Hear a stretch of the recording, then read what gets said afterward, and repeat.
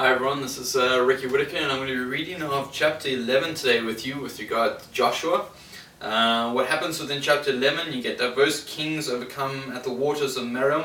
Hazor is taken and burnt, Anakins cut off, and the land subdued. So let us read chapter 11 of God's Word. And it came to pass when Jabin, king of Hazor, had heard those things that he sent to Jobab, king of Madon, and to the king of Shimron, and to the king of Ashoth, and to the kings that were on the north of the mountains, and of the plains of south of Shinneroth, and in the valley, and the borders of Doron on the west, and to the Canaanite on the east, and on the west, and to the Amorite, and to the Hittite, and the Perizzite, and the Jebusite in the mountains, to the Hivite under Hermon, in the land of Mizpah.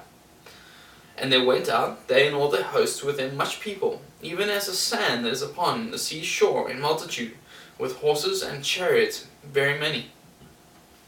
And when all these kings were met together, they came and pitched together at the waters of Merom, to fight against Israel.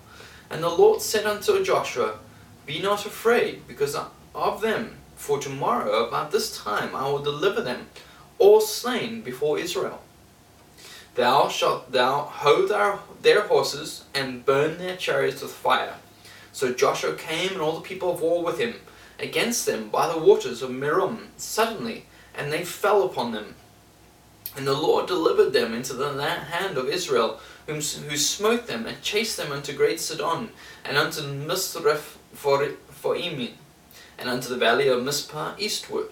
And they smote them until they left none remaining. And Joshua did unto them as the Lord bade him. He hoed their horses, and burnt their chariots with fire. And Joshua at that time turned back, and took Hazor, and smote the king thereof with the sword. For Hazor before time was the head of all those kingdoms. And they smote all the souls that were therein with the edge of the sword, utterly destroying them. There was not any left to breathe, and he burnt Hazor with fire. And all the cities of those kings, and all the kings of them, did Joshua take, and smote them with the edge of the sword. And he utterly destroyed them, as Moses, the servant of the Lord, commanded. But as for the cities that stood still in their strength, Israel burned none of them, save Hazor only.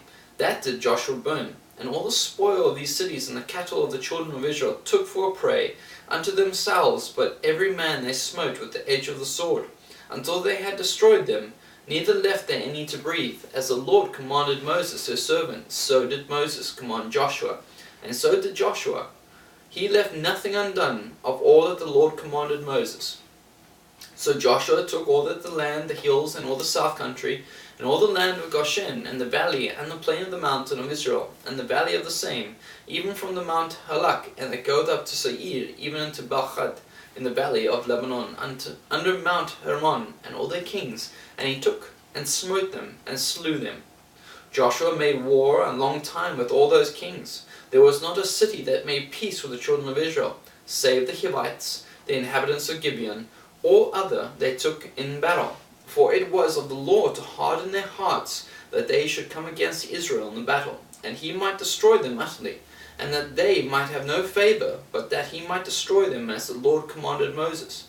And at that time came Joshua and cut off the Anakins from the mountains, from Hebron, from the Beer, from Enad, and from all the mountains of Judah, and from all the mountains of Israel. Joshua destroyed them utterly with their cities. There was none of the Anakins left in the land of the children of Israel, only in Gaza, in Gath, and Ashdod, where there remained. So Joshua took the whole land, according to all that the Lord said unto Moses, and Joshua gave it for an inheritance unto Israel, according to their divisions by their tribes, and the land rested from war. That was Joshua chapter 11.